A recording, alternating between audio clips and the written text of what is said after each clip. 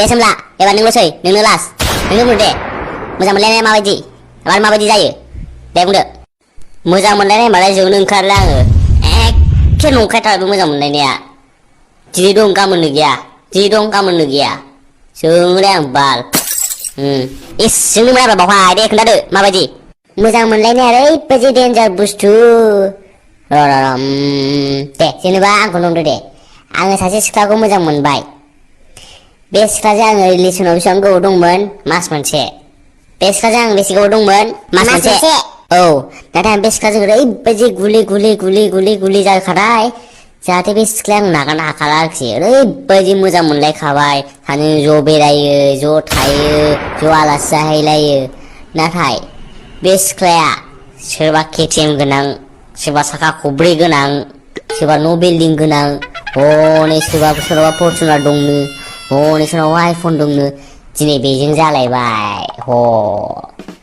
आरो बे मानसिजों सप्तासे थानानै आरो उमुखजों जालायगोन हिनजावफ्रानो माबा रटेसनसो जायो गाबोन नों थांगोन समनिया बैजों थांगोन आरो थामलिया बैजों थांलायबाय ओरै गिदिंबाय थायो लोगोजों लोगो गिदिंबाय थायो हिनजावफ्रानो रटेसनसो जायो गावजों गावसो लोगोजों लोगो रटेसन जायो आरो लोगोजों लोगोनो एगेन्स्ट जालायनोसै ओमफ्राय बुलायनोसै हनै सोरबा फ्लाइअभार लेंहरनोसै सोरबा होलायनोसै बिदिलाय मा मोजां मोननाय जानोसै गासिबो बिदिनो जोबखा आरोबाव हिनजावफोरल' नङा हौवाफ्राबो जेरै खावब्ला हनै दिनै बेखौ गोसोथोनसैलाय आरो बेबो गाबोन बेखौ गोसोथोनसैलाय बेजोंनो हिनजावफ्रा रटेसन जानांगौ जायो आरो थाङै बे हौवाया रटेसन जाबाय होमबा इकुवेल थाङै थुङै रावनिबो दाय गैया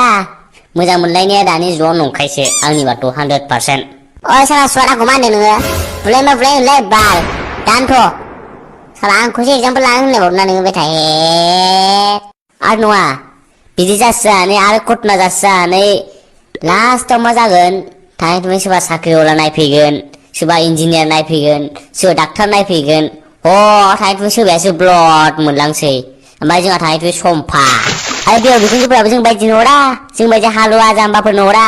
थारमाने जों हालुवा जाम्बाफ्रा ओरैनो थैनांसिगौ आरोखि ना हिनजावखौ मोनला आरोखि ना बा दानि जुगाव जिबायदिलै खालि साख्रिआवला इन्जिनियारनो डाक्टारनो खालि बिदिखौनो नागिरो जों बायदि हालुवाफ्रा मोनला आरोखि ना देलै दे थैनायानो साबसिनसै